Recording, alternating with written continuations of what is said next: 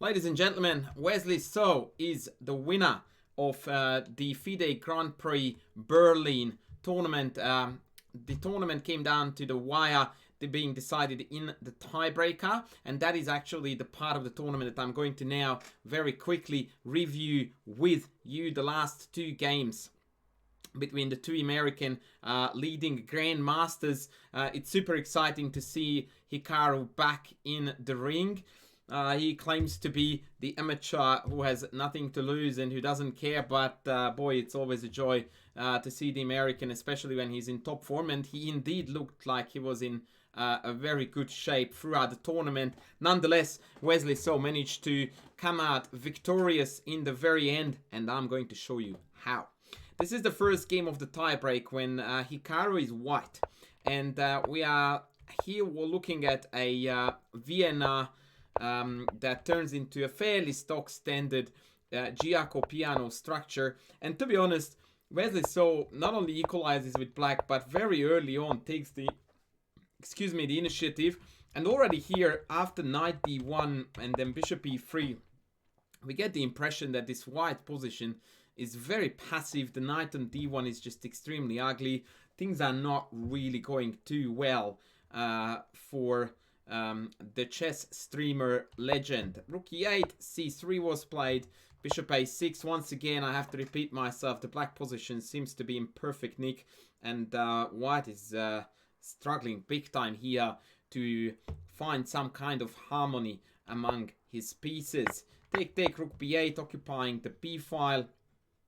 Wesley is building the advantage bit by bit very nicely. Bishop a2, trade, and knight c5. Now hitting this very soft d3 point is really painful. Like I said, it was perfectly well played, and in fact I'm going through this game very quickly because I want to get to a crucial point that I wanted to discuss with you, because I found it very exciting both as a chess player but both as a spectator's point of view. Yeah, the advantage keeps on building, and now Wesley even gets an extra pawn. However, things become a little bit interesting when he goes in for bishop e2. Actually, rook f8 was already a little inaccurate. Rook e7 was the engine's recommendation. But what I really do not like about what Wesley is doing from here on out is that his bishop is going to abandon the f5 square, allowing Hikaru to plant the famous Kasparov knight on f5. I think it was only a couple of videos ago when I talked about the Kasparov's favorite attacking tools, which is literally a quote from one of my courses. And here we have it again. So you can see how frequently this thing and this theme occurs, that an f5 knight against the kingside castle king is a mighty power. Not only that, but here we have got a substitute to jump in to replace his body on f5, making this kingside situation all the more intimidating. And in fact, after knight b3, now Hikaru is just outright winning, like totally, completely winning. And he does play bishop takes, rook takes correctly, and here the position is screaming for knight takes g7. Now, one interesting thing when you are analyzing games of the greats is, and you see that they make a very obvious mistake, I think it's actually a good idea to try to imagine why they didn't play it. And of course, the reason is not because they didn't see it. I can guarantee you that Hikaru saw knight takes g7. So I try to figure out what it might have been that he didn't quite clearly see. To his defense, at this point, he's down to 1 minute and 46 seconds. So he has to rely on gut feelings. So I started analyzing knight takes g7, which, by the way, wins by force more or less.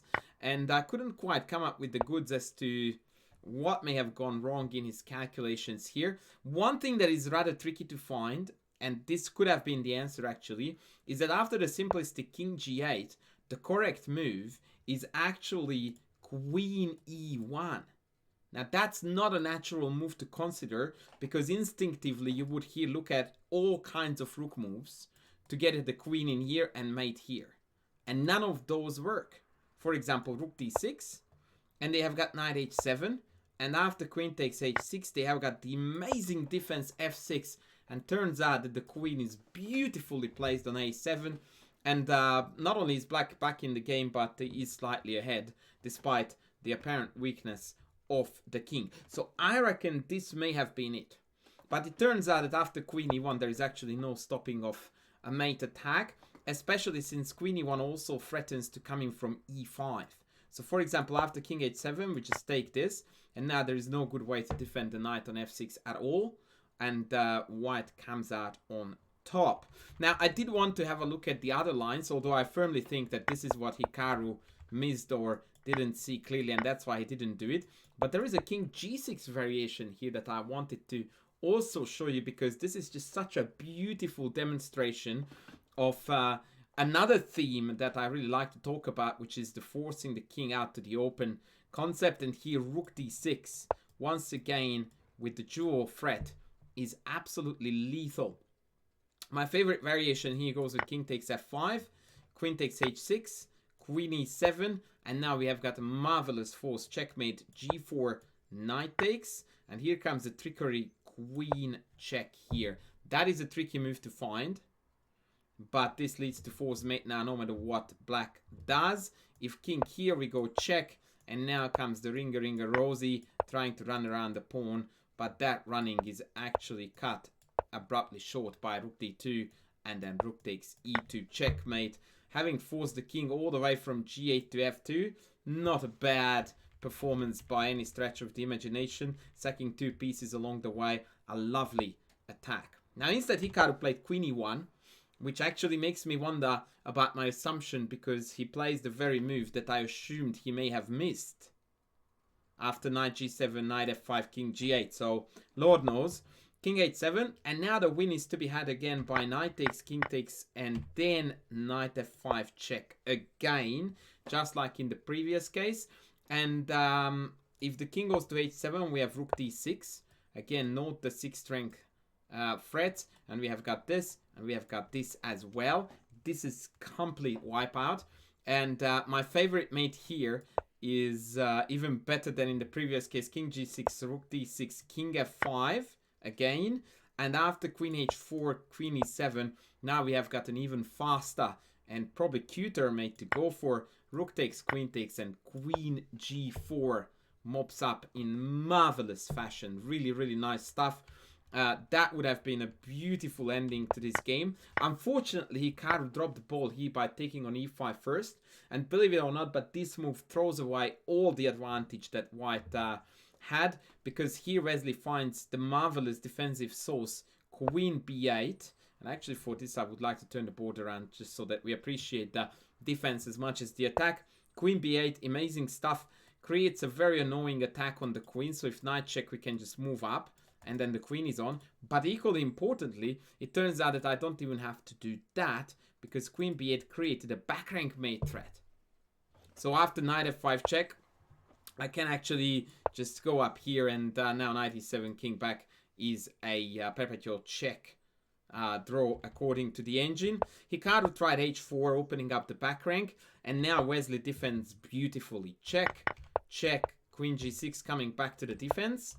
And after rook d6, when it all looks like it's collapsing again, Wesley comes up with the goods in the shape of a counterattack, rook g8, mate threat on g2, and now plays rook e8, forcing white into an endgame scenario where win is borderline impossible. That is a beautiful sortie to come back and save the day down. Now the knight on f5 is in tremendous trouble, so g4 is forced, and after the massive traits, this rook ending was a piece of cake for a grandmaster of Wesley's class to hold. I will even spare you from the rest, trust me when I tell you this.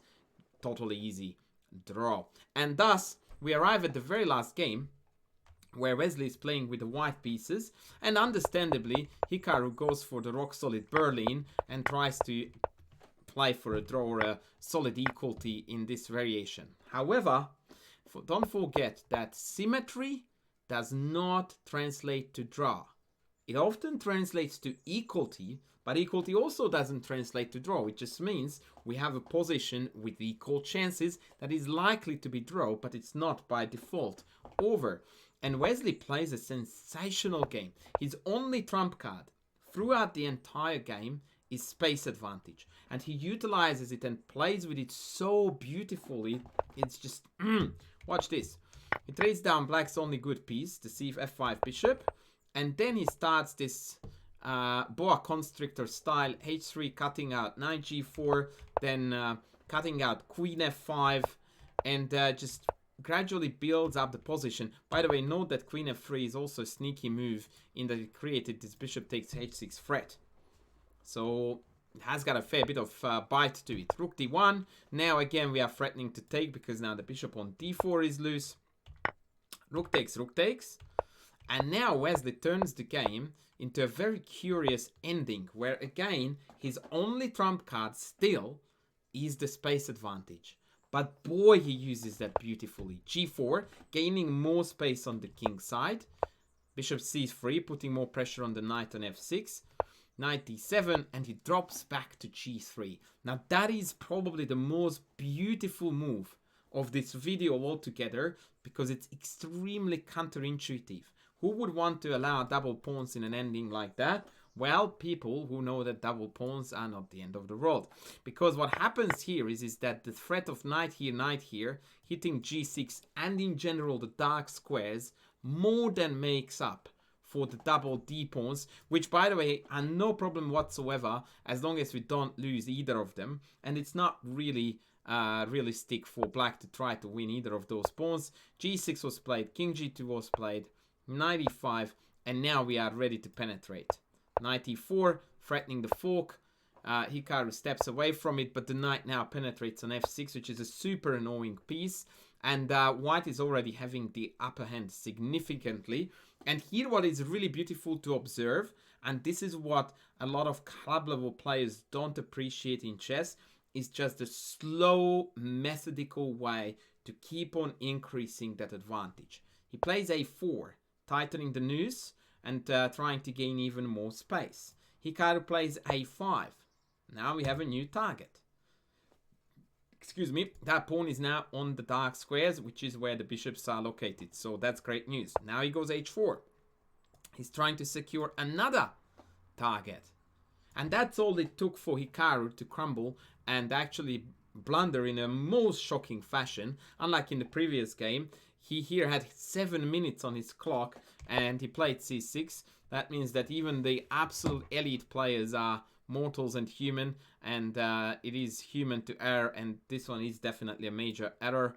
Bishop takes e5 and the game is over. The rook can't take back because of the triple fork, and upon retaking with the pawn d6 kicks the rook away from the 7th rank, and Wesley just mopped up the game after checking down that bishop. A very nice demonstration about how equal is not a draw, and how it is actually possible to win symmetrical positions without, making it always look like a boring draw. So I'm very excited for Wesley So, who emerged victorious in the Berlin leg of the candidates. And I look forward to seeing the rest of how the candidates will shape up and who will eventually challenge Magnus Carlsen. Of course, my heart goes out for Richard Rapport as a fellow Hungarian, but it is definitely super exciting times. So I will keep you posted about current events as well as my usual videos. Be sure to like, to comment, to sub, and I will see you in the next video. Thanks for watching.